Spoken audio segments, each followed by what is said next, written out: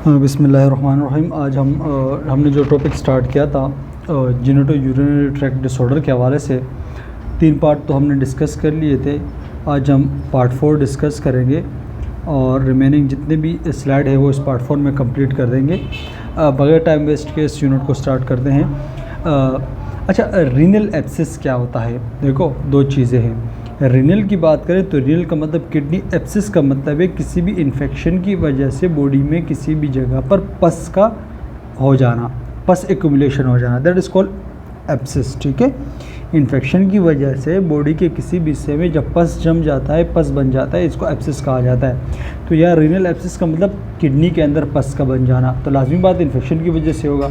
Let's discuss करते हैं। Renal abscess जो होता है वो लोकलाइज होता है। लोकलाइज कहाँ पर? रीनल, देखो किडनी के 2 हिस्से होते हैं ना, हमने बात की थी। ये एक जो हिस्सा होता है, ठीक है, ये वाला, ये बेसिकली कॉर्टेक्स कहलाया जाता है, और बीच का जो सारा हिस्सा होता है ये मेडुला कहलाया जाता है। तो ये कह रहे तो लोकलाइज एरिया पर किडनी में एब्सिस होते हैं, ख़ास तौर पर जो रीनल कॉर्टेक्स है यहाँ पर होता है, या बाज़ औक़ात ऐसे हो जाते हैं जो किडनी के सराउंडिंग पर फैट्स टिश्यू मौजूद होता है, कभी कभार पस वहाँ पर भी हो जाता है। ठीक है, यहाँ पर फर्स्ट लाइन। सेकेंड लाइन में क्या कह रहे हैं? कह रहे हैं ये जो रीनल एब्सिस है, अगर एक हॉस्पिटल के अंदर 10,000 लोग एडमिट होते हैं, ठीक है, एक हॉस्पिटल है जिसके अंदर 10,000 लोग अगर एक महीने में एडमिट होते हैं मिसाल के तौर पर, तो उन 10,000 लोगों में से 1 से लेकर 10 के दरमियान इतने लोग रीनल एब्सिस के साथ एडमिट होते हैं। ठीक है, मिसाल के तौर पर इस महीने एक हॉस्पिटल में 10,000 लोग एडमिट हुए मुख्तलिफ़ कंडीशन की वजह से, मुख्तलिफ़ बीमारियों की वजह से। उनमें से 1 से 10 जो लोग हैं वो तकरीबन इस रीनल एब्सिस के साथ एडमिट होते हैं। ठीक है, अभी ये रीनल एब्सिस कैसे होता है, किस तरह बनता है, क्या होता है, इसके बारे में बात करते हैं। पैथोफिजियोलॉजी डिस्कस करते हैं कि ये रीनल एब्सिस बेसिकली बनता क्या है और किस चीज़ से होता है, ये पस किस तरह बनता है। रीनल एब्सिस में be cause by the infection of the kidney, जिसको पिलोनेफ्राइटिस, या इसको में एक और एज आ हेमोटोजीनियस, 2 तरीके बताए गए हैं। या तो किडनी के अंदर इन्फेक्शन हो जाना, ठीक है, रीनल एब्सिस 2 तरीक़ों से होता है। एक तो किडनी के अंदर इन्फेक्शन हो जाना, क्या किडनी के अंदर ही उसमें कोई जरासीम वगैरह, फॉर एग्ज़ाम्पल मिसाल के तौर पर यूरेथ्रा के ज़रिए बैक्टीरिया वगैरह इंटर हुए, E coli bacteria for example inter हुए, फिर यूरेथ्रा से होकर ब्लडर से होकर यूरेटर से होकर किडनी, वहाँ पर इन्फेक्शन काज कर दे, तो ये एक तरीक़ाकार है। तो उस इन्फेक्शन की होने की वजह से फिर वहाँ पर पस बन जाता है, ख़ास तौर पर कॉर्टेक्स हिस्से में, एक तरीका ये। दूसरा बात बताया कि हेमोटोजीनियस का मतलब ये है कि भाई बॉडी के किसी और ऑर्गन में, किसी और जगह पर कोई इन्फेक्शन हुआ है, कोई और जरासीम वगैरह है, और वो जरासीम क्या है, ब्लड के थ्रू स्प्रेड हो, और वहाँ से किडनी में आते हैं ना, ब्लड के थ्रू स्प्रेड हो, किडनी में, और वो जरासीम जो और जगह पे थे, और जगह पर नुकसान पहुँचा रहे थे, वो ब्लड के थ्रू जब ब्लड किडनी में आते और किडनी में फ़िल्टर होते हैं, और वो जरासीम वहाँ के किडनी में नहीं, किसी और जगह से आकर बाहर बॉडी के, मतलब बॉडी की बाकी डिफरेंट जगह से आकर किडनी के अंदर इन्फेक्शन काज करे, दैट इज़ कॉल्ड हेमोटोजीनियस इन्फेक्शन। तो ये 2 तरीक़ेकार होते हैं इसके इन्फेक्शन या पस बनने के। ये पस खास तौर पर इन्फेक्शन ये किस चीज़ की वजह से बनता है? With the finding organism including the staphylococcus, एक प्रोटियस स्पीशीज़ एंड इकोलाई। तो ये 3 किस्म, ख़ास तौर पर ये प्रोटियस स्पीशीज़, इनकी वजह से क्या होता है, ये बेसिकली बैक्टीरिया है, और इन्हीं की वजह से ये इन्फेक्शन होता है, फिर जाके बाद में पस बन जाता है। ठीक है, अच्छा, मैनेजमेंट की बात करें, अगर एक पेशेंट इस चीज़ के साथ है, ठीक है, लोकलाइज रीनल एब्सिस के साथ है, तो इसमें फिर के intervention, antibiotic medication along but may be required a precautions drainage of the abscess. देखो ये एक प्रोसीजर है, या तो पहले कोशिश की जाती है कि भाई वो जो पस बना है किडनी के अंदर, जो पस है, उस पस को बेसिकली एंटीबायोटिक के ज़रिए, किस चीज़ के ज़रिए, एंटीबायोटिक मेडिकेशन के ज़रिए उसको ट्रीट किया जाए। पहला तरीक़ाकार तो ये। अगर फॉर इंस्टेंस इससे नहीं होता, फिर ये परक्यूटेनियस ड्रेनेज होता है, बेसिकली निडल के ज़रिए क्या करते हैं, उस पस को स्किन के ऊपर ड्रेन किया जाता है निडल के ज़रिए, फिर उसको उस पस को निकाला जाता है डायरेक्ट स्किन के ऊपर, किडनी के ऊपर, वहाँ पर उसके निडल को इंसर्ट किया जाता है। प्रॉपर तरीक़ाकार है, प्रोसीजर है, और उससे जहाँ पर पस है उसको निडल के ज़रिए बाहर निकाला जाता है। Large abscess need a surgical, अगर वो जो पस है वो बड़ी तादाद है, मिसाल के तौर पर अगर हम यहाँ पर एक एग्जांपल के तरीके से डिस्कस करें तो ज़्यादा आसानी होगी। मिसाल के ये एक किडनी है, ठीक है, ये भी एक किडनी है, ठीक है। तो यहाँ पर छोटे छोटे पस है भाई, छोटे छोटे पस है, कुछ एंटीबायोटिक से ठीक हुआ है, कुछ नीडल के ज़रिए। लेकिन जब एक पस ने काफ़ी बड़ा एरिया घेरा हुआ है, ठीक है, ये सारा पस उसने सारा एरिया घेरा हुआ है, तो इसको भाई ये तो नीडल उन चीज़ों के ज़रिए नहीं निकलेगा। अगर लार्ज एब्सेस है तो फिर उसको सर्जिकल प्रोसीजर के ज़रिए इसको निकाला जाता है, ठीक है।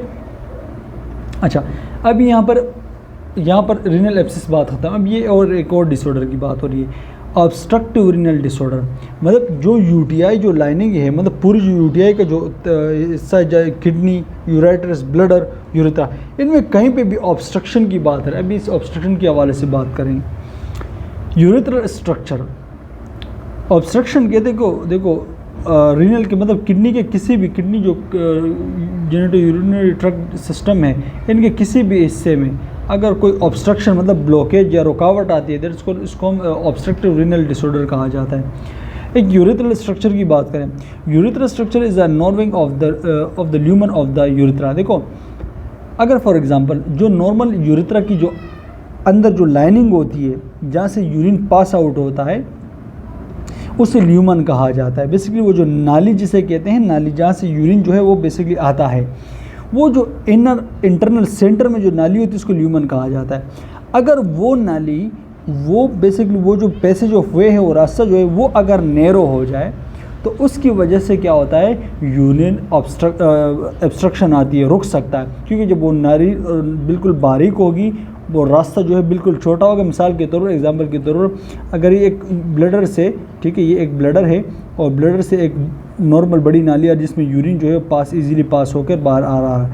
लेकिन जब ये जो नाली है ऊपर ये ब्लडर है और ये नाली बिल्कुल बारीक हो जाए, तो भाई जब नाली बारीक होगी, ऊपर से ब्लडर वाटर जो यूरिन है वो प्रेशर से आ रहा है लेकिन बाहर नहीं निकल पा रहा, तो उसकी वजह से क्या होगा, यूरिन ब्लॉक होगा, ऊपर की तरफ प्रेशर बढ़ता जाएगा, ब्लडर में प्रेशर बढ़ेगा, ब्लडर से फिर यूरेटर्स के ऊपर किडनी के ऊपर, तो ये किडनी को भी नुकसान पहुंचाता है। एक यूरेथ्रल ऑब्स्ट्रक्शन इसकी वजह से होता है क्योंकि ये ल्यूमन जो है नैरो होता है।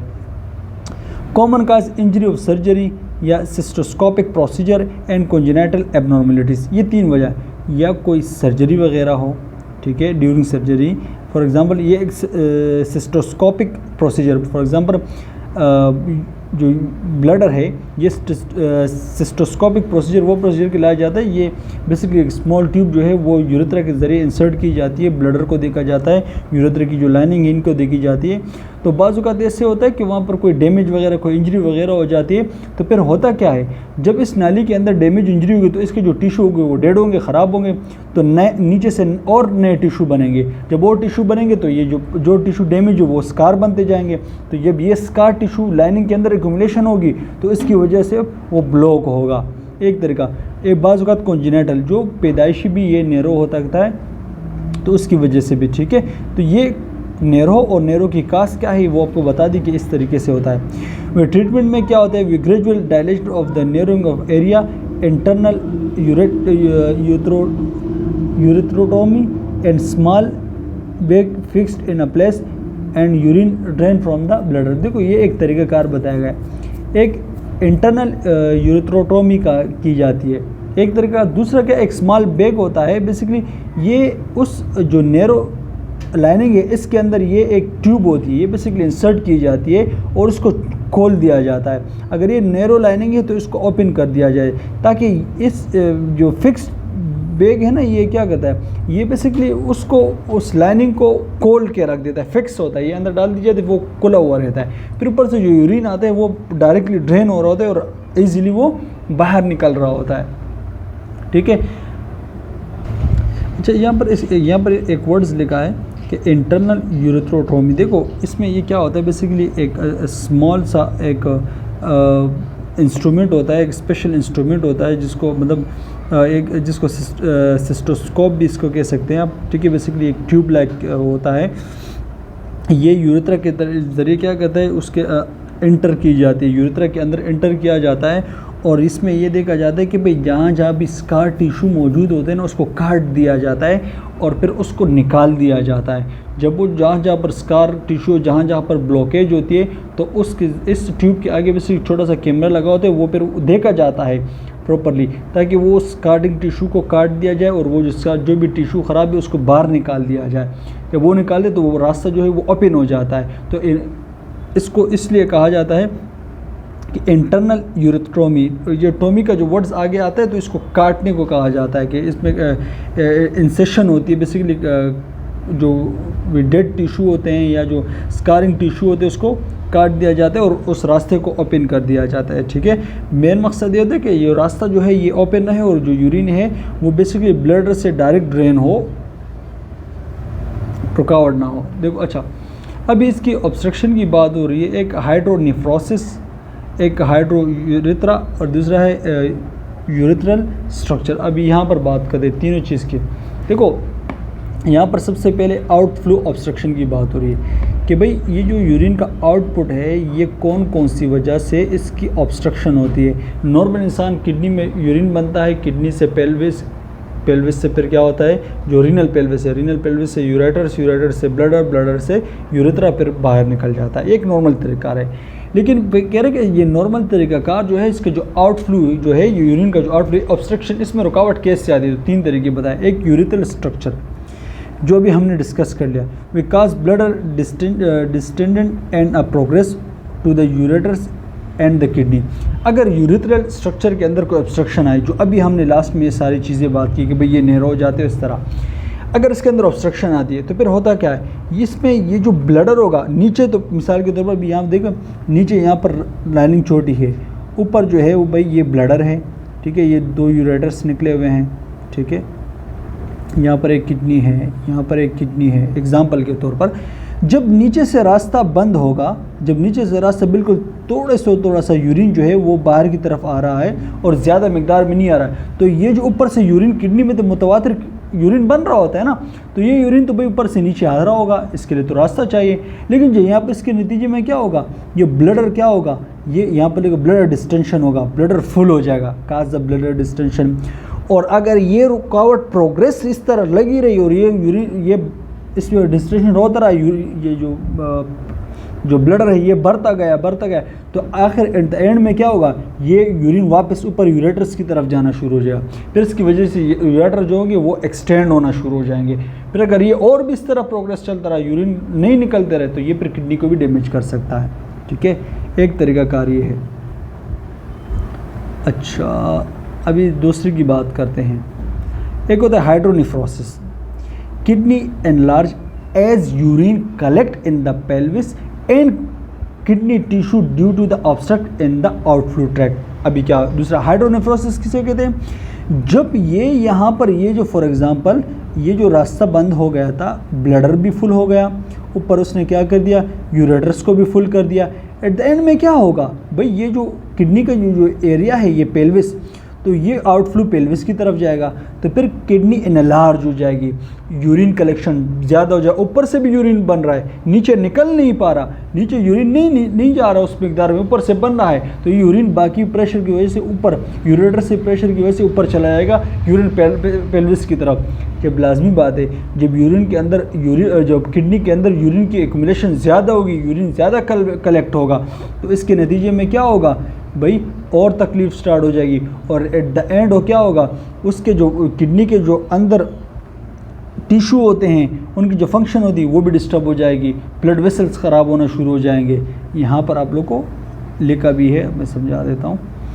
Over a few hours, this enlargement can damage the blood vessel and the tubes. जब लाजमी बात है किडनी के अंदर, पेल्विस के अंदर ज़्यादा फ्लूइड एक्यूमुलेट होगी, किडनी डिस्टेंड होगी, तो इसके नतीजे में किडनी में भी डैमेज होगा, किडनी के टिश्यू भी डैमेज हो जाएंगे। और अगर ये थोड़ी देर और भी लगा, कुछ आवर तक लगा, तो फिर ये किडनी की ट्यूब्स और वेसल इनको भी नुकसान पहुंचा सकता है। हाइड्रोयूरेटर्स, वही बात है, एक और लोअर इन द यूरेथ्रा। हाइड्रोयूरेटर किसे कहते हैं कि भाई ये जो इसकी की वजह से होता है कि यूरेटर का साइज़ जो है वो ज़्यादा इनलार्ज हो जाएगा। वो क्यों, वजह क्या है कि भाई नीचे से यूरेथ्रा जो है वो ब्लॉक है, ब्लडर बढ़ जाएगा, ब्लडर से ऊपर यूरेथ्रा भी इनलार्ज हो जाएगी, तो हाइड्रोयूरेटर्स भी हो सकता है। ठीक है, अच्छा, अभी इसकी काज ऑफ द ऑब्स्ट्रक्शन, ये रुकावट बनती कैसी है।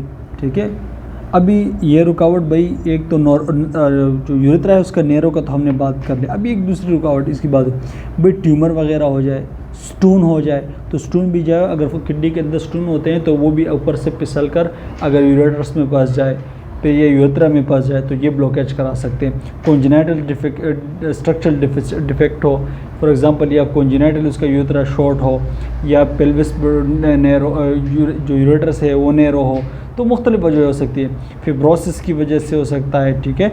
और treatment with the radiation in pelvis, देखो अगर कोई फॉर एग्जांपल पेल्विस की कोई इस तरह सीए का पेशेंट है तो उसकी रेडिएशन की वजह से भी ये ऑब्स्ट्रक्शन वगैरह आ सकती है, ठीक है। तो ये नॉर्मल चीज़ें हैं। देखो अब यहाँ पर एक वर्ड है फिब्रोसिस। अभी फिब्रोसिस को जहन में रखना। देखो जब किसी जगह इंजरी होती है ना, या इन्फेक्शन या इन्फ्लेमेशन होती है किसी भी जगह पर, तो बॉडी क्या करती है, वो रिपेयर करने के लिए क्या करती है, या कोलेजन या स्कार बनाती है। स्कार उससे होता क्या है, जब ये स्कार टिश्यू बन जाते हैं, ठीक है, क्योंकि बॉडी उस जगह पर जहाँ पर इन्फेक्शन हो या इंजरी हो या कोई इंजरी हो या इन्फ्लेमेशन हो, तो वहाँ पर बॉडी क्या करेगी, रिस्पॉन्स करती है ना। तो उस रिस्पॉन्स के नतीजे बॉडी क्या करती है, उस जगह को रिपेयर करती है। तो रिपेयर करने की वजह से वहाँ पर स्कार टिश्यू बनते हैं।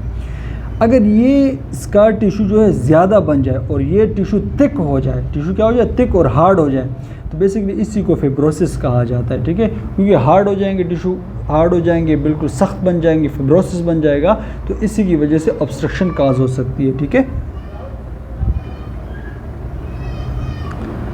अच्छा, अभी कॉम्प्लिकेशन ऑफ ऑब्स्ट्रक्शन की बात करें। इस ऑब्स्ट्रक्शन की वजह से क्या क्या हो सकता है। अगर ये ऑब्स्ट्रक्शन बरकरार रही और इसको ट्रीट ना किया गया तो ये भाई आपकी किडनी को नुकसान पहुंचा सकती है। If untreated permanent damage can ओकर विद इन 48 आवर। अगर इस यूरिन आउट ये जो फ्लू है इसको अगर ऑब्स्ट्रक्शन है कहीं पे भी, अगर इसको 48 आवर के अंदर ट्रीट नहीं किया गया तो ये किडनी को नुकसान पहुंचा सकती है, वो भी परमानेंटली। रीनल फेलियर भी हो सकता है। Retention of nitrogenous waste, urea, लाजमी बात है ये तमाम जितने भी वेस्ट है, जब यूरिन आउटपुट नहीं होगा तो बॉडी के अंदर जितने भी वेस्ट प्रोडक्ट है वो बढ़ जाएंगे, उसकी जो कलेक्शन है बॉडी के अंदर वो बढ़ जाएगी। जैसे कि ये वेस्ट प्रोडक्ट के नाम है नाइट्रोजनस वेस्ट, जैसे urea, creatinine, uric acid, electrolytes, इन तमाम जो है ये डिस्टर्ब हो जाएंगे और ये बॉडी के अंदर इसकी जो एक्यूमुलेशन होगी ज़्यादा होगी, क्योंकि ये चीज़ें जो है यूरिन के ज़रिए आउटपुट होती है ना। अगर यूरिन नहीं होगा तो ये आउटपुट नहीं होगा, तो ये कंडीशन हो सकती है। अच्छा, या भी यहाँ पर हम बात करें एक और डिजीज़ की बात, एक और डिसऑर्डर की बात हो रही है कि रीनल कैलकुलाई, जैसे कैलकुलाई कहते हैं स्टोन वगैरह को, ठीक है, उसकी बात हो रही है। इसको हम नेफ्रोलिथियसिस भी कहते हैं और यूरोलिथियसिस भी कहा जाता है, ठीक है। देखो यहाँ पर दो चीज़ें हैं, दो वर्ड्स है, एग्जामिनेशन पॉइंट ऑफ व्यू से बड़ा जहन में रखना। एक यहाँ पर लिखा है नेफ्रोलिथियसिस। नेफ्रो कहते हैं किडनी को, लिथियसिस कहते हैं जो स्टोन फॉर्मेशन को कहा जाता है। अगर ये स्टोन किडनी मतलब रीनल के अंदर बन रहा है तो इसी को हम क्या कहते हैं, रीनल लिथियसिस कहा जाता है, नेफ्रोलिथियसिस कहा जाता है। तो ये किडनी के अंदर भाई, ये जो किडनी के अंदर जो कैलेक्स हिस्सा होता है, CALYX, ये कैलेक्स जो ऐसा होता है, एक माइनर कैलेक्स होता है, एक मेजर कैलेक्स। अभी आपको आगे स्लाइड शायद मेरे ख्याल में पिक्चर मौजूद है, वहाँ पर मैं समझा देता हूँ। तो अगर किडनी के अंदर स्टोन बनते हैं तो इसको हम बेसिकली नेफ्रोलिथियसिस कहते हैं। और यूरोलिथियसिस का मतलब ये है कि भाई जो यूरिनरी ट्रैक्ट में स्टोन का, यूरिनरी जो ट्रैक्ट है पूरा, इसमें स्टोन बनना, मतलब किडनी, यूरेटर्स, ब्लडर या यूरेथ्रा, कहीं पे भी स्टोन का हो जाना। तो ये दो चीज़ें, इनको आप जहन में लाजमन रखना। We had insoluble and crystallised mineral salt that have a from out of the filtered and produced by the nephron. देखो मिसाल के तौर पर ये बनता है कैसे, दो चीज़ें, एक मिनरल्स और साल्ट, जब ये दोनों आपस में मिल जाते हैं तो एक क्रिस्टलाइज्ड बन जाते हैं, मतलब क्रिस्टलाइज्ड क्रिस्टल फॉर्म इख्तियार करते हैं, एक सख्त मतलब एक पत्थर नुमा, एक सख्त हार्ड स्ट्रक्चर बना देते हैं, जिसको क्रिस्टल कहलाया जाता है, क्रिस्टलाइज। ये कब बनता है, फॉर एग्जांपल जब आपकी किडनी प्रॉपर से फिल्ट्रेशन नहीं कर रही या कोई ब्लॉकेज वगैरह होती है ना, ब्लॉकेज, तो जब ये किडनी के अंदर स्टोन, जब किडनी के अंदर यूरिन बनता है तो यूरिन के अंदर क्या होते हैं, मिनरल्स होते हैं, कि साल्ट होते हैं। जब ये आउटपुट नहीं होगा तो जितने टाइम तक ये यूरिन वहाँ पर स्टोर होता रहेगा, वहाँ पर नहीं निकल रहा है, तो इसकी वजह से क्या होता है, ये जब मिनरल्स और साल्ट आपस में एक साथ होते हैं और काफ़ी टाइम तक जब एक साथ रहते, आउटपुट इसका नहीं होता, तो इसी की वजह से ये आपस में क्या होते हैं, ये जो सब्सटेंसेस है आपस में फ्यूज्ड हो जाते हैं और ये मिलकर क्या करते हैं, एक क्रिस्टलाइज मतलब एक सख्त शेप बना देते हैं, जिसको क्या कहते हैं, फिर ये आपस में क्रिस्टलाइज छोटे छोटे सख्त चीज़ें आपस में मिलकर एक बड़ी कैलकुलाई मतलब एक बड़ा सा पत्थर बना देते हैं, ठीक है। Most commonly develop in the renal pelvis, ज़्यादातर रीनल पेल्विस में, but can anywhere in the urinary tract. ज़्यादातर ये जो बनते हैं ना, ये जो रीनल कैलकुलाई या लिथियसिस जिसे कहते हैं, तो ये बेसिकली यहाँ पर जो रीनल पेल्विस है यहाँ पर ज़्यादातर इसकी फॉर्मेशन होती है, बाकी कहीं पे भी हो सकती है। इसके मुख्तलिफ साइज़ होते हैं, लार्ज भी होते हैं, छोटे भी होते हैं। May stay in a kidney and travel into the ureters, ये किडनी के अंदर भी रहते हैं और फिर भाई ट्रेवल भी करते हैं वहाँ से किडनी के ज़रिए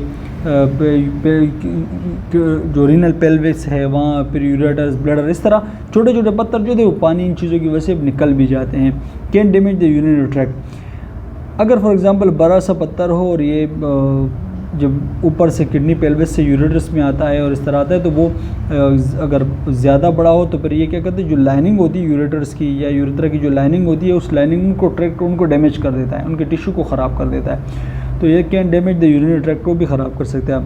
मे काज द हाइड्रोनेफ्रोसिस, जो अभी हमने डिस्कस कर दिया कि भाई ये जब मिसाल के तौर पर अगर किडनी के नुकसान पहुंचा जाए, कैसे नुकसान पहुंचाएगा, कैसे मतलब जब नीचे से ब्लॉक होगी, ये यूरेटर्स ब्लॉक है या यूरेथ्रा ब्लॉक है, तो ये फ्लूइड एक्यूमुलेशन ऊपर की तरफ होगी, ये फ्लूइड एक्यूमुलेशन ऊपर की तरफ होगी तो ये किडनी को भी नुकसान पहुंचाएगा, ठीक है। अच्छा, यहाँ पर देखो नेफ्रोलिथियसिस को थोड़ा सा एक्सप्लेन बताया, अभी हमने डिस्कस किया कि भाई अगर कहीं पे भी किडनी के अंदर स्टोन बने तो इसको नेफ्रोलिथियसिस, ये जो छोटे छोटे आपको नज़र आ रहे हैं ना, ये वाले हिस्से, ये जो छोटे छोटे हिस्से होते हैं, ये वाले, ये बेसिकली ये जहाँ पर इसने जो पिरामिड्स होते हैं ना, उसके जो बिल्कुल कोने वाले से जहाँ पर ये हिस्से मौजूद है, इसको कैलेक्स कहते हैं, माइनर कैलेक्स कहलाया जाता है। फिर यहाँ पर आके ये जो जगह है इसको मेजर कैलेक्स कहते हैं। तो कुछ यहाँ पर देखो भी ये माइनर कैलेक्स के अंदर ये पत्थर बने हुए होते हैं, ठीक है। अच्छा, या ये पेल्विस एरिया है तो यहाँ पर भी बनते हैं। When the urine become too a concentrated and the substance crystallise, symptom arise when the stone being to move down ureters and cause the intense pain. देखो कह रहे कि जब ये कब बनते हैं ये स्टोन, जब यूरिन जो होता है क्या कैसे हो जाता है, बेसिकली हाईली कंसनट्रेटेड हो जाता है। कंसनट्रेटेड यूरिन मतलब, कंसनट्रेटेड यूरिन का मतलब ये है कि भाई यूरिन आउटपुट एक तो नहीं है, ऊपर से बॉडी जो के अंदर फॉर एग्जांपल जब एक शख्स से डिहाइड्रेट है, वैसे ही पानी की बहुत ज़्यादा कमी है, यूरिन आउटपुट भी कम है, तो उनकी वजह से जब यूरिन बिल्कुल ज़्यादा कंसनट्रेटेड हो जाता है, यूरिन में पानी की कमी होती है, तो उसकी वजह से यूरिन ज़्यादा कंसनट्रेटेड होने की वजह से उसके अंदर जो सब्सटेंसेस है, मिनरल्स हो गए, साल्ट हो गए, ये आपस में क्या होते हैं, क्रिस्टलाइज हो जाते हैं, सख्त पत्थर बन जाते हैं, छोटे छोटे आपस में मिलकर क्रिस्टलाइज बन जाते हैं, और फिर ऐसा ऐसा ये बड़े पत्थर भी बनते हैं। लेकिन ये दर्द और पेन कब स्टार्ट होता है, जब ये सिम्टम तब स्टार्ट होता है जब ये यूरेटर्स से, मतलब ये जो स्टोन है बेसिकली जब डाउनवर्ड यूरेटर्स या इन जगहों पर पहुंच जाए तो ये इंटेंस पेन करना स्टार्ट कर देते हैं। Kidney stone is the minor and the major calyx of the kidney. ये देखो ये जो हिस्सा है ये मेजर कैलेक्स और ये माइनर कैलेक्स, मतलब माइनर कैलेक्स एक हिस्से को कहा जाता है, पर ये जब 3-4 इस पिरामिड के हिस्से जब आपस में जाके आगे एक बड़ा सा हिस्सा बन जाते हैं तो उसको मेजर कैलेक्स कहा जाता है, ठीक है। अच्छा, रीनल कैलकुलेट की बात करें, प्री डिस्पोजिंग की बात करें, भाई ये किसकी वजह से हो सकता है, डिहाइड्रेशन की वजह से। जब डिहाइड्रेशन होगा तो उससे क्या होगा, जो वाटर है जितनी नॉर्मल होनी चाहिए वो कम होगी, यूरिन ज़्यादा कंसनट्रेटेड होगा, जो सब्सटेंसेस आपस में फ्यूज्ड होंगे, क्रिस्टल बनाएंगे तो किडनी स्टोन बन जाएगा। प्रोलॉन्ग इमोबिलाइजेशन की वजह से भी स्टोन बनते हैं, इन्फेक्शन की वजह से भी स्टोन बनते हैं, ठीक है। ऑब्स्ट्रक्शन की वजह से भी स्टोन बनते हैं। ऑब्स्ट्रक्शन की मिसाल के तौर पर अगर फॉर एग्जांपल वे कोई भी जो यूरेटर्स है, मिसाल के तौर पर मैं बताता हूँ, ये यूरेथ्रा है, ब्लडर है, यूरेटर्स है, ठीक है, ठीक है।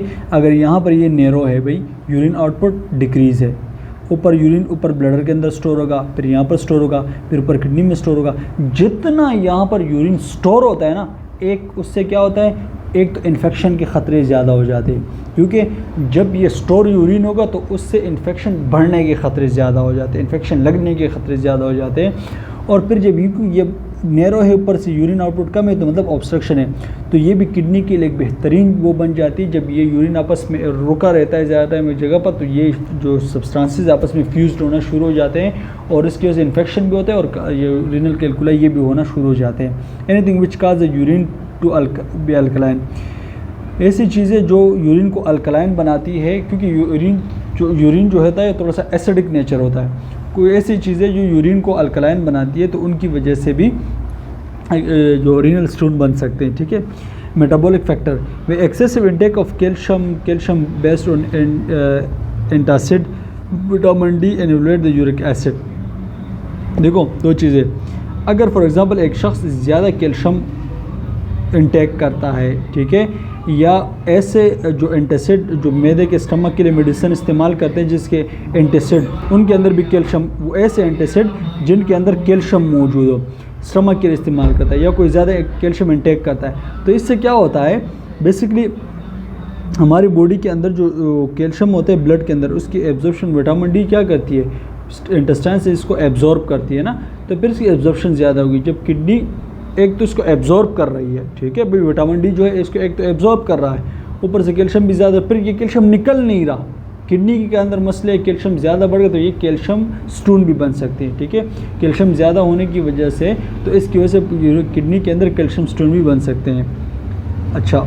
यूरिक एसिड भी बढ़ सकता है। अच्छा, dehydration and immobilisation cause the injury of the concentrated and pulling of a calculus forming substances. वही बात है कि भाई डिहाइड्रेशन की वजह से या इमोबिलाइजेशन की वजह से यूरिन ज़्यादा कंसंट्रेटेड हो जाता है। ठीक है, यूरिन लाजमी बात है, जब एक शख्स है वो मूवमेंट नहीं करता, मतलब काम वाम नहीं करता, लेटा रहता है, ज़्यादा उसकी मोबिलिटी है, बीमार है, तो वही उसको प्यास भी कम लगती है, क्योंकि उसको जब कम लगती है और उसकी वजह से वो एक तो डिहाइड्रेट है, प्यास भी कम लग रही है, उसकी मूवमेंट भी नहीं है, तो उसकी वजह से यूरिन जो होता है ज़्यादा कंसंट्रेटेड हो जाता है, मतलब उसके अंदर वाटर की कमी होती है और मतलब ज़्यादा सब्सटेंसेस उसके अंदर मौजूद होते हैं, तो फिर सब्सटेंसेस फ्यूज होते हैं आपस में और उसकी वजह से कैलकुलाई बनना शुरू हो जाती है। यूरिन जो होता है शुड भी एसिडिक होता है। नॉर्मल यूरिन पीएच जो है 4.5 से 8.0 तक, इसको नॉर्मल पीएच कहा जाता है। कुछ बैक्टीरियाज ऐसे होते हैं जो क्या करते हैं, यूरिन को अल्कलाइन नेचर बनाते हैं। तो ये अल्कलिटी, जब यूरिन अल्कलाइन नेचर होते हैं तो इसकी वजह से क्या होता है, वैसे तो नॉर्मल यूरिन थोड़ा एसिडिक होना चाहिए, अगर कुछ बैक्टीरिया ऐसे होते हैं जैसे कि प्रोटियस बैक्टीरिया, बाकी जो बैक्टीरिया है, ख़ासतौर पर ये जो प्रोटियस बैक्टीरिया है, इनकी वजह से ये क्या करता है, यूरिन को अल्कलाइन नेचर बनाए। तो यूरिन जब अल्कलाइन नेचर बन जाता है तो इसकी वजह से भी क्या होता है, यूरिन के अंदर कैलकुलस के मतलब रीनल स्टोन बनना, उसके लिए फॉर्मेशन के लिए ये भी एक साइन बन जाता है कि भाई इससे भी स्टोन बन सकते हैं। अब यहाँ पर एक बात सोचने की है ना कि भाई ये यूरिन मतलब यूरिन अल्कलाइन होने से स्टोन का क्या तरीका वास्ता है, तो यहाँ पर थोड़ा सा समझने की ज़रूरत होती है, क्योंकि थोड़ा सा कॉन्सेप्ट देना लाजमी है।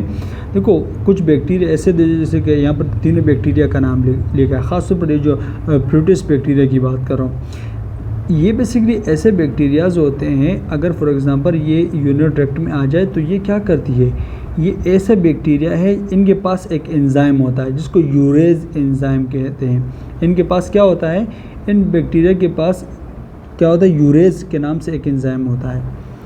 इस यूरेज एंजाइम का क्या है, ये जब यूरिन के अंदर, लाजमी बात है यूरिन के अंदर यूरिया मौजूद होता है, तो ये यूरेज एंजाइम क्या करता है, इस यूरिया को ब्रेक डाउन करता है।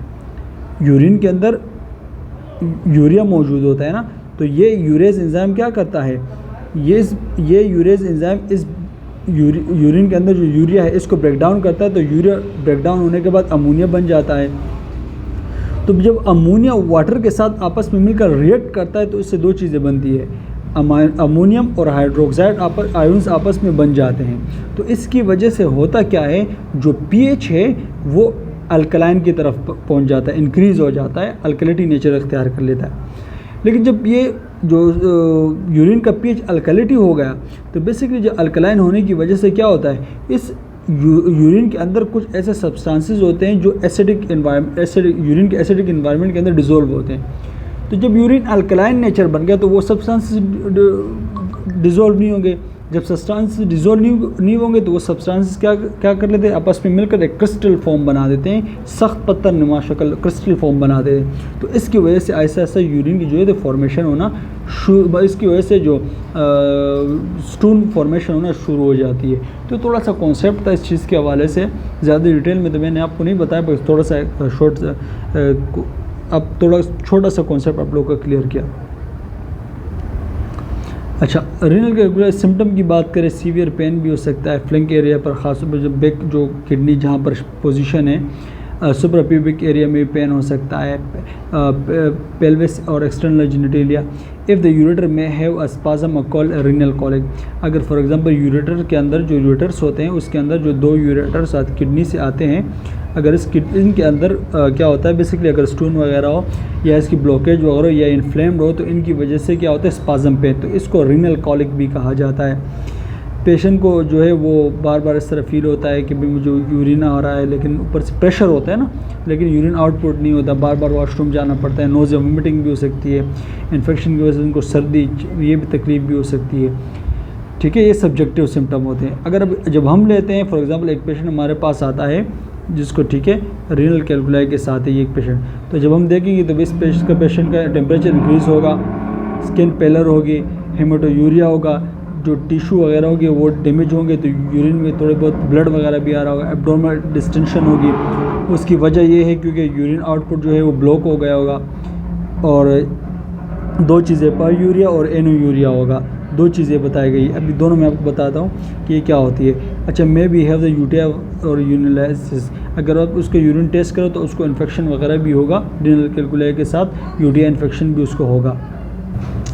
2 चीज़ें बताई गई। देखो ये पायूरिया किसे कहते हैं, जब यूरिन के अंदर जब WBCs आते हैं ना, जो पस वगैरह बन जाते हैं या WBCs जो आते हैं, बेसिकली उसी को पायूरिया कहा जाता है। बेसिकली ये ज़्यादातर जो पायूरिया होता है ये यूटीआई कंडीशन में होता है, क्योंकि जब यूटीआई इन्फेक्शन होता है बैक्टीरिया वहाँ पर यूरिनरी ट्रैक्ट के अंदर बैक्टीरिया होते हैं, तो जिस्म का जो डिफेंस मैकेनिज़्म होता है इम्यून सिस्टम, वो क्या करता है वहाँ पर आके इन चीज़ों के ऊपर अटैक करता है। जब वो अटैक करता है तो उसके अटैक होने की वजह से क्या होता है वहाँ पर WBCs ट्रेवल करते हैं, तो फिर वहाँ पर जब WBCs इनके साथ फाइटिंग करते हैं तो इनका जो डेड मटेरियल होता है वो उस चीज़ को पस कहते हैं, जो ये जब यूरिन आउटपुट में एज अ पस की फॉर्म में आता है, बेसिकली इसी को पायूरिया कहते हैं। ये जो पस होता है ना जो बॉडी से निकलता है, बेसिकली हमारी बॉडी के डिफेंस मैकेनिज़्म होते हैं, डिफेंस सिस्टम के सेल्स होते हैं, WBCs वगैरह न्यूट्रोफिल्स ये होते हैं। ये जब इन बैक्टीरिया के साथ फाइट करते हैं तो बैक्टीरिया और उन चीज़ों का कचरा आपस में मिलकर जिसको पस बना देता है। ठीक है, अगर यूरिन आउटपुट में पस WBCs हो तो उसको पायूरिया कहा जाता है। एनयूरिया का मतलब है कि भाई एब्सेंट यूरिन या बिल्कुल कम आ रहे हैं, आउटपुट बिल्कुल कम है या बिल्कुल भी नहीं आ रहा है, तो ये कंडीशन हो सकती है। ठीक है, कैलकुलाई की वजह से। इसको डायग्नोस कैसे किया जा सकता है, urinalysis with CS 24 hour urine KUB ultrasound, अच्छा intravenous pressure, renal CT scan के ज़रिए, किडनी अल्ट्रासाउंड, सिस्टोस्कोप, ये तमाम वो चीज़ें डायग्नोस्टिक चीज़ें हैं जिनकी वजह से आप रीनल कैलकुलाई को डायग्नोस कर सकते हो। रीनल कैलकुलाई की बात करें, treatment most of the past without intervention, ज़्यादातर छोटे छोटे जो स्टोन होते हैं ना वो बग़ैर इंटरवेंशन बग़ैर किसी ट्रीटमेंट के वो निकल जाते हैं। जब एक इंसान ज़्यादा पानी वगैरह पीता है तो छोटे छोटे स्टोन जो होते हैं वो बेसिकली खुद ब खुद जो वहाँ से यूरेटर्स ब्लड से यूरेथ्राइन के ज़रिए यूरिन के साथ बाहर निकल जाते हैं। ठीक है, लेकिन कुछ अगर ज़्यादा बड़े हो तो फिर उनके लिए कुछ प्रोसीजर होते हैं, उनके ज़रिए किया जाता है। लिथोट्रिप्सी और लेज़रट्रिप्सी और लिथोटोमी, ये 3 अलग अलग चीज़ें हैं। इनको मैं आपको समझा देता हूँ एग्जामिनेशन पॉइंट ऑफ व्यू से। पहले कि हम बात करें लिथोट्रिप्सी, लिथो कहते हैं स्टोन, लिथो का जो वर्ड्स है और इसका मतलब है स्टोन, और ट्रिप्सी का मतलब है इसको ब्रेक करना। ट्रिप्सी किसे कहते हैं, ब्रेक करना। इस लिथोट्रिप्सी में क्या होता है, बेसिकली स्टोन को जो है बेसिकली ब्रेक किया जाता है, तोड़ा जाता है और फिर उसको रिमूव किया जाता है। ठीक है, क्योंकि जो स्टोन है उसको छोटे छोटे पार्टिकल्स में उसको तोड़ दिया जाता है ताकि वो छोटे छोटे पार्टिकल्स में वो क्रश के फॉर्म में हो जाए, बिल्कुल ब्रेक हो जाए और फिर वो इजीली यूरिन के ज़रिए बाहर निकल जाए। लेज़रट्रिप्सी क्या होता है, बेसिकली ये भी स्टोन को ब्रेक डाउन किया जाता है और निकाला जाता है। बेसिकली इसमें क्या होता है, एक ट्यूब इंसर्ट की जाती है और यूरेथ्रा के ज़रिए, और फिर वहाँ से क्या किया जाता है, जहाँ पर स्टून है उसको लेज़र के ज़रिए उसको ब्रेक डाउन किया जाता है और फिर उसको रिमूव किया जाता है, छोटे छोटे पार्टिकल्स को लेज़र के थ्रू उसको ब्रेक डाउन किया जाता है। लिथोट्रोमी की बात करें, इसमें क्या होता है, इसमें सर्जिकल कट लगाया जाता है, सर्जिकली कट लगाया जाता है और सर्जिकली तरीके से स्टून को जो है रिमूव किया जाता है। ठीक है, तो ये 3 तरीके हैं स्टून को रिमूव करने के। असेसमेंट की बात करें, अगर कोई पेशेंट रीनल गैल्गुलाया के साथ है तो उसकी असेसमेंट है भाई आपने हिस्ट्री लेनी है, फिजिकल एग्जामिनेशन, लोकेशन, सीवियरिटी और नेचर ऑफ पेन देखना है, कहाँ पर स्टोन है, कितना सीवियर है, छोटा है, बड़ा है, क्या है, सीवियर पेन कितना है। ठीक है, वाइटल साइन चेक करने हैं, फीवर देखना है और उसकी palpation of the flank area, जो बैक जो किडनी का एरिया होता है बैक साइड पर, उसको थोड़ा सा पल्पेट करना है, देखना है कि पेन हो रहा है यानी एब्डोमेन को देखना है, डिस्टेंशन तो नहीं है, रीनल ऑब्स्ट्रक्शन तो नहीं है, इन तमाम चीज़ों को आपने देखना है। नर्सिंग का रोल क्या है भाई, एक नर्स किस तरह रोल प्ले करेगा। फॉर एग्जांपल अगर ये एक पेशेंट है, ठीक है, और ये पेशेंट रीनल गैल्गुलाया के साथ है, तो एक नर्स किस तरह रिस्पॉन्सिबल है कि भाई इसका काम करे। प्राइमरी जो है वो उसको ट्रीट करेगा, ठीक है, पेशेंट की जो पेन है उसको ट्रीट करना है। ओपियाइड्स ऐसे ड्रग्स जो पेशेंट के पेन को रिलीफ किया जा सके, ऐसे ओपियाइड ड्रग्स दी जाती है। अच्छा, एम्बुलेट किया जाता है, पेशेंट को थोड़ा सा मोबिलाइज़ किया जाता है थोड़ा सा, ताकि वो मूवमेंट वगैरह करे, ताकि वो जो मूवमेंट वगैरह होती है तो मूवमेंट की वजह से तो रीनल के जो अंदर स्टोन वगैरह तो ग्रेविटी की वजह से वो यूरिन में मूवमेंट की वजह से, ट्रक के मूवमेंट की वजह से, मसल्स की मूवमेंट की वजह से वो नीचे की तरफ आ भी सकते हैं और पेन जो रीनल स्टोन है वो निकल भी सकते हैं, तो एम्बुलेट किया जा सकता है। और फोर्स फ्लूइड में भी है आईवी, ठीक है, उसको आईवी भी फ्लूइड दिया जाता है ताकि यूरिन आउटपुट ज़्यादा हो और ज़्यादा उसका जो यूरिन के अंदर वाटर की एक्यूमुलेशन ज़्यादा और छोटी बहुत स्टोन जो वो यूरिन के ज़रिए बाहर निकाला जा सके। Watch for the fluid overload, ये भी देखा जाता है कि भाई अगर पेशेंट को पहले से ऑब्स्ट्रक्शन है, फ्लूइड ओवरलोड तो नहीं है, बॉडी के अंदर फ्लूइड की एक्यूमुलेशन तो नहीं हो रही, ठीक है, इन चीज़ों को भी देखना है। Sense stone by the lab, अगर स्टोन निकाला जाए तो फिर उसको लैब में भी दिया जाता है, देखा जाता है किस चीज़ का स्टोन है, ये कैल्शियम स्टोन है, ये किस चीज़ का स्टोन है, किस चीज़ से मिलकर बना ये स्टोन। अच्छा, पेशेंट के इनपुट आउटपुट को भी देखा जाता है कि भाई ये कितना इनपुट है, कितने फ्लूइड इंटेक है, कितना आउटपुट निकल रहा है, और मेडिकेट उस पेशेंट को अगर नोजिया और वोमिटिंग है तो उसको भी ट्रीट किया जाता है। ठीक है, अच्छा, सर्जिकल रिमूव की बात करें, routine pre and post operative care. अगर फॉर एग्जांपल एक पेशेंट को आप सर्जिकल तरीके से उसके स्टोन को निकालना है तो सर्जरी से पहले और सर्जरी के बाद केयर की बात हो रही है। वे may be return with the catheter, drain and nephrostomy tube and urethral stent, must maintain patency and may need to irrigate as ordered. देखो सिंपल सी बात है, पेशेंट को तो एक कैथेटर भी करना है, ड्रेन करना है, नेफ्रोस्टोमी ट्यूब होता है, बेसिकली वहाँ से किडनी से जो होता है वो यूरिन को बाहर डायरेक्टली निकालना होता है। ठीक है, इस ट्यूब को आपको मैंने पहले भी जो 3rd लेक्चर था उसके अंदर भी मैंने आपको समझाया इस चीज़ के हवाले से। अच्छा, यूनिट स्टैंड, इन तमाम चीज़ों को ये प्रॉपरली ये लाजमन होते हैं और ये भी इसका मेंटेन किया जाता है ताकि प्रॉपर से कैथेटर लगा हो, ड्रेन प्रॉपर तरीके से हो, ताकि जो कैथेटर के ज़रिए भी जो भी आउटपुट निकले, ड्रेन के ज़रिए और नेफ्रोस्टोमी ट्यूब, इन तमाम से वो तमाम जितना भी आउटपुट है वो प्रॉपर तरीके से हो। मस्ट मेंटेन पोटेंसी, या पोटेंसी नहीं, पेटेंसी होना चाहिए, PA होना चाहिए। पेटेंसी मतलब है कि भाई ये जितने भी ड्रेनेज है प्रॉपर तरीके से हर जगह से ये निकलना चाहिए।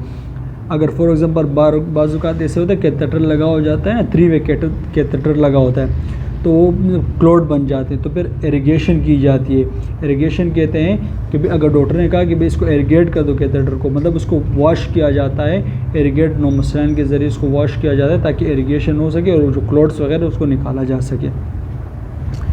अच्छा, may be drainage from the all tube, जितने भी ट्यूब है, कैथेटर है, ड्रेन लगाए या नेफ्रोस्टोमी ट्यूब लगाए, जहाँ पर टोटल इसमें आउटपुट देखा जाता है कि 1 घंटे के अंदर कम से कम 30 cc आउटपुट होना चाहिए। ठीक है, पेशेंट का। अच्छा, which side of the bleeding, अच्छा जो जिस साइड पर ब्लीडिंग वगैरह हो अगर, तो उस ब्लीडिंग साइड को देखना है। May need the frequent dressing and change due to the fluid leakage, may have a collection bag. तमाम चीज़ें भी आप लोगों ने देखनी है। पेशेंट का जो ड्रेनेज साइड देखना है, क्योंकि वहाँ से ब्लीडिंग वगैरह भी होती है, तो बाहर उसको प्रॉपर सी आप लोगों ने जब भी आप लोग क्लिनिकल साइड में जाएंगे, इस तरह के पेशेंट को देखेंगे, तो ये तमाम चीज़ें आप लोगों को वहाँ मिलेगी। पेशेंट को कैथेटर भी लगा होता है, ट्यूब भी लगा होता है, ये तमाम चीज़ें लगी होती है। और फिर आप लोगों ने वहाँ पर देखना होता है ये जो ड्रेनेज होता है, जहाँ पर ड्रेन लगा होता है, वहाँ से ब्लीडिंग वगैरह भी होती है, तो उनको उसकी ड्रेसिंग को भी चेंज करना पड़ता है, क्योंकि फ्लूइड लीकेज वगैरह होती है। ठीक है, और जो कलेक्शन बैग है यूरिन कैथेटर के आगे जो फिर कलेक्शन बैग लगा हुआ है, तो इन तमाम चीज़ों को आपने देखना होता है। अच्छा, डिस्चार्ज एंड प्रिवेंशन की बात है, continue and force of fluid post discharge.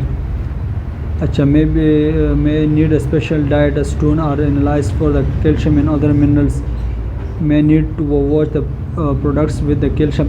मतलब मिसाल के तौर पर देखना है कि भाई अगर उसको एक तो फ्लूइड के लिए बोलना है कि भाई आपने ज़्यादा से ज़्यादा फ्लूइड वगैरह इस्तेमाल करना है, ताकि यूरिन ज़्यादा और ये चीज़ें यूरिन कंसनट्रेटेड ना बने। दूसरी बात ये है कि भाई देखना है अगर वो स्टोन कैल्शियम का, तो पेशेंट को बताना भाई आप ऐसे खुराक जिसमें कैल्शियम ज़्यादा, तो आपने वो इंटेक नहीं करना, वरना आपको दोबारा से स्टोन हो सकता है। अच्छा, यहाँ पर अभी एक और लास्ट डिजीज़ के हवाले से, डिसऑर्डर के हवाले से बात हो रही है, बिनाइन प्रोस्टेट हाइपरट्रॉफी, जो प्रोस्टेट ग्लैंड के हवाले से बात हो रही है। ठीक है, ये प्रोस्टेट ग्लैंड का इनलार्ज होना, उसका साइज़ बढ़ जाना, इसको बिनाइन प्रोस्टेट हाइपरट्रॉफी कहा जाता है। उसके टिश्यू सेल का साइज़ बढ़ जाता है। The enlargement of the prostate gland the resulting from the increase the number of the epithelial cell with the obstruction urine output flow. ये देखो, ये benign prostatic hypertrophy PBH examination point of view से बड़ा important है। इसमें क्या होता है, जो प्रोस्टेट ग्लैंड होता है वो इनलार्ज हो जाता है, उसकी साइज़ बढ़ जाती है। इसमें होता क्या है, बेसिकली जो प्रोस्टेट ग्लैंड होता है ना, उनके जो सेल्स होते हैं एपिथेलियल सेल, वो नंबर के हिसाब से बढ़ना शुरू हो बढ़ जाते हैं। तो इनकी वजह से क्या होता है, प्रोस्टेट ग्लैंड का जो साइज़ होता है वो बढ़ जाता है। जब प्रोस्टेट ग्लैंड का साइज़ बढ़ जाता है, तो ये प्रोस्टेट ग्लैंड क्या करता है, ये आगे जो यूरेथ्रा है उसको क्या करता है, उसके ऊपर कंप्रेस करता है। जब प्रोस्टेट का साइज़ बढ़ जाता है, तो यूरेथ्रा को आगे से जब ये कंप्रेस करता है, तो फिर जब यूरेथ्रा कंप्रेस होगा, तो फ्लू जो है, जो ब्लडर से नीचे यूरेथ्रा की तरफ जो यूरिन आ रहा है, तो वो ऑब्स्ट्रक्शन की वजह से यूरिन आउटपुट कम हो जाता है। ठीक है, तो यहाँ बनेगा obstruct urine and out flow. ठीक है, तो इसका सेल्स बढ़ जाने की वजह से ये ऑब्स्ट्रक्शन काज करता है, यूरिन को जो आउटपुट फ्लू है ये उसको रोक देता है बढ़ जाने की वजह से। Urine stream decrease with the dysuria, patient को यूरिन पास करने में तकलीफ होती है, यूरिन आउटपुट भी कम हो जाता है। Gradually dilate of the ureters and kidney due to the stasis. For example, अगर ये ट्रीट ना किया गया और ये बढ़ता गया, तो ये ज़्यादा ऑब्स्ट्रक्शन काज करेगा, ज़्यादा यूरेटर्स को ब्लॉक कर देगा।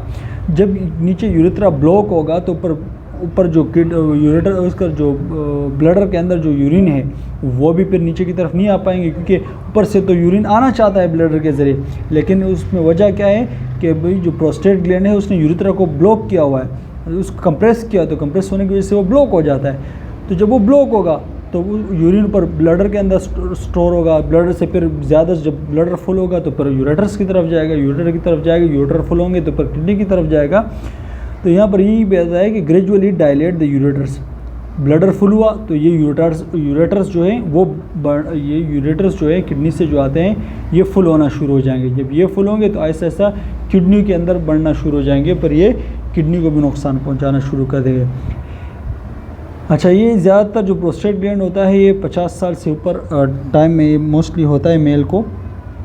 ठीक है, अच्छा, इसका जो काज है कि ये किस वजह से होता है ये अननोन है, अभी फिक्स ये नहीं बताया जा सकता कि भाई ये स्पेसिफिक काज बिनाइन प्रोस्टेट का हाइपरट्रॉफी का कोई स्पेसिफिक वजह है कि भाई इस वजह से ये हुआ है, लेकिन ये अननोन काज है। लेकिन यहाँ पर कुछ बताया गया है कि भाई पॉसिबल एथेरोस्क्लेरोसिस की वजह से या हार्मोनल लेवल चेंज होने की वजह से, इनकी वजह से बेसिकली ये होता है। एथेरोस्क्लेरोसिस क्या होता है इसके हवाले से बात करते हैं।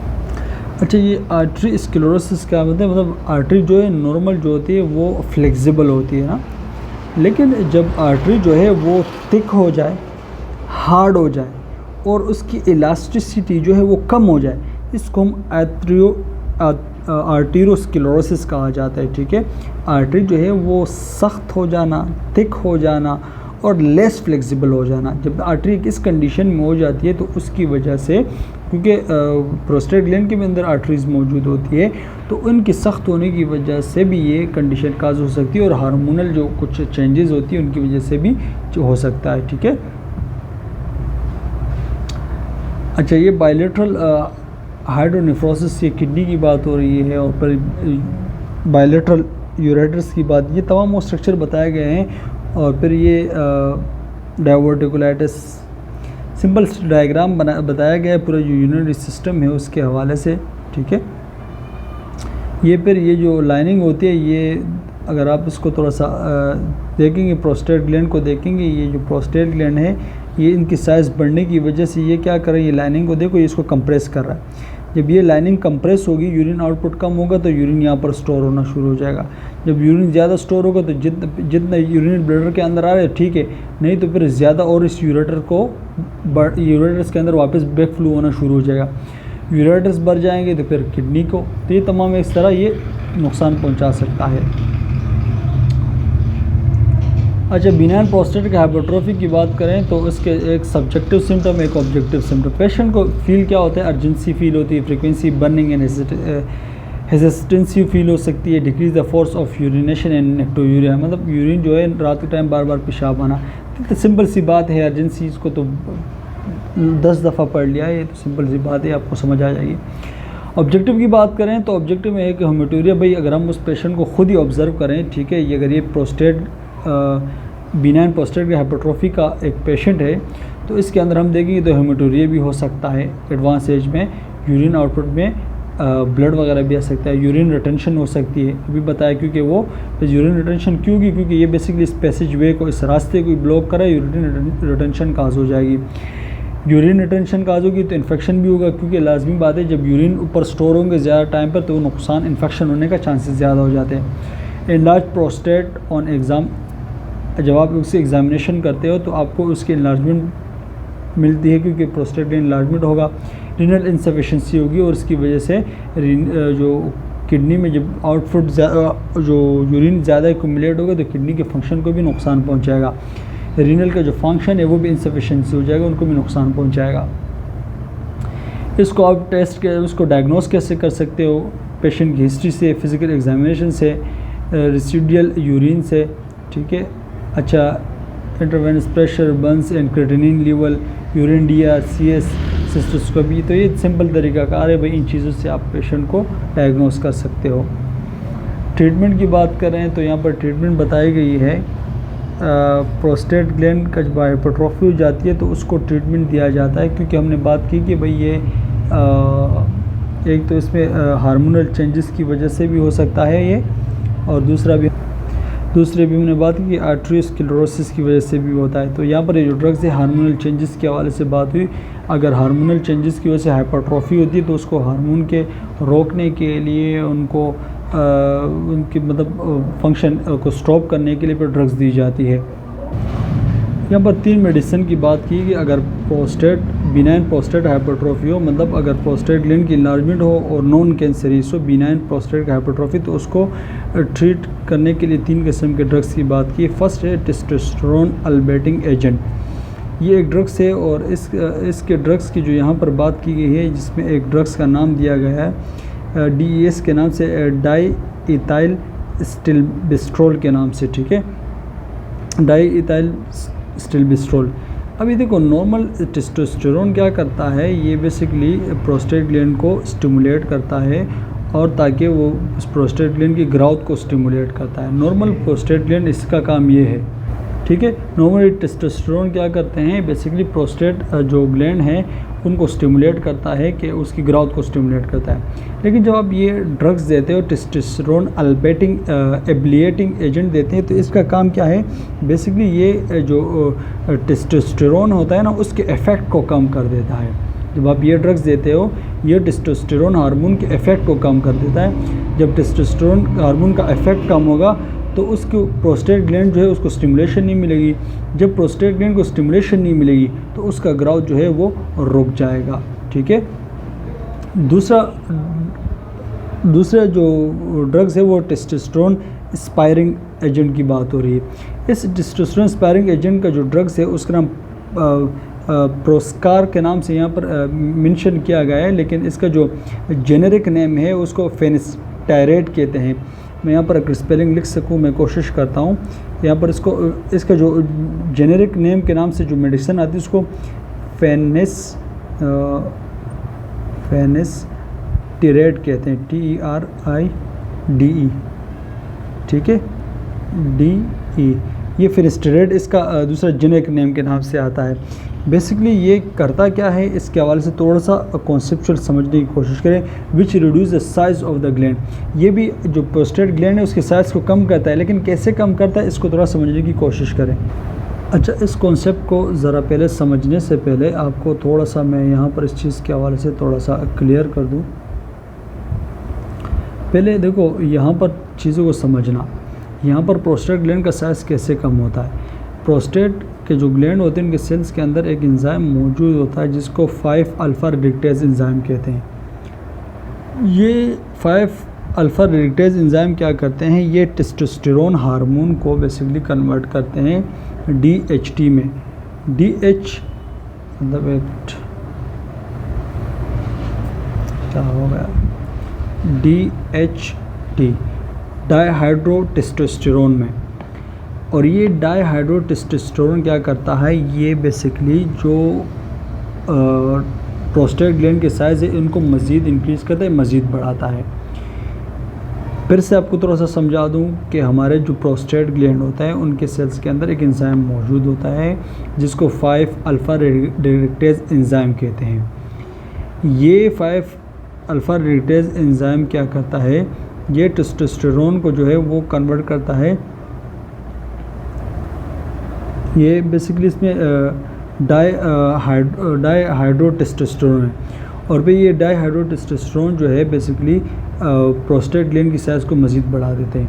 लेकिन जब हम ये टेस्टोस्टेरोन स्पायरिंग मेडिकेशन देते हैं जैसे कि प्रोस्कार देते हैं, तो ये बेसिकली उस जो एंजाइम है 5 अल्फा रिडक्टेज एंजाइम है, ये बेसिकली जाके उस एंजाइम को ब्लॉक कर देता है। जब एंजाइम ब्लॉक होगा तो ये चीज़ नहीं बनेगी, डाईहाइड्रोटेस्टोस्टेरोन नहीं बनेगा, तो इसकी वजह से जो प्रोस्टेट ग्लैंड का साइज़ है वो मज़ीद रुकने से बढ़ने से रुक जाएगा।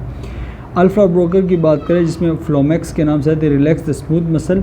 बेसिकली ये ऐसी ड्रग्स होती है, ये जो दोनों हिस्से यहाँ पर मैं अगर आपको दिखा दूँ, ये 2 हिस्से हैं ना, यहाँ पर एक मिनट, ये जो हम लास्ट वाली ड्रग्स की बात अल्फ़ा ब्लोकर की मैंने बात की, तो ये क्या करते हैं, ये एक तो ये जो प्रोस्टेट ग्लैंड का सरफेस है, एक इसकी सरफेस और दूसरा यूरेथ्रा की सरफेस, इन दोनों के सरफेस को स्मूथ कर देते हैं। जब स्मूथ हो जाती है तो इसके नतीजे में यूरिन आउटफ्लो जो होता है वो मोर इम्प्रूव होता है और बाहर निकलना शुरू हो जाता है। इसकी जो सख्त होता है इसको रोक देता है, ठीक है।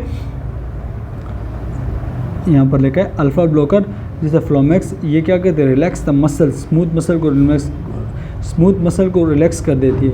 ब्लडर के नेक एंड प्रोस्टेट, इन दोनों के जो मसल्स हैं इनको स्मूथ कर देती है, जिसकी वजह से फ्लो ऑफ ब्लड जो है वो फ्लो ऑफ यूरिन जो है वो नॉर्मली आउटपुट होता है।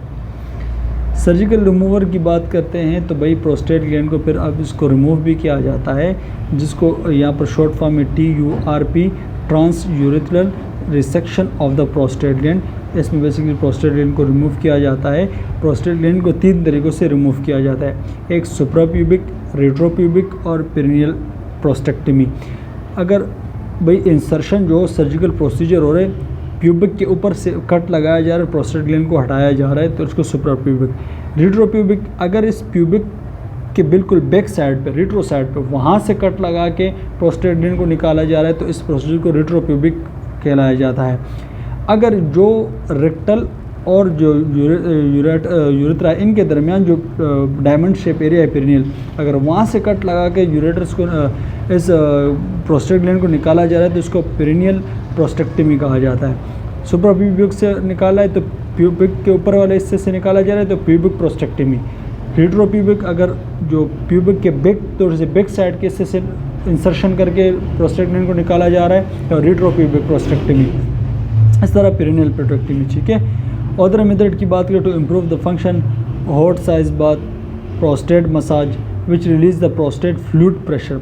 इससे क्या होगा भाई, हॉट मसाज मसल्स रिलैक्स होंगे, फ्लो ऑफ पैसेज जो है यूरिन का आउटपुट का वो थोड़ा निकल जाएगा, लेकिन ये इलाज नहीं है, फर्दर सिम्टम से थोड़ा सा हेल्प मिल जाती है कम होने से।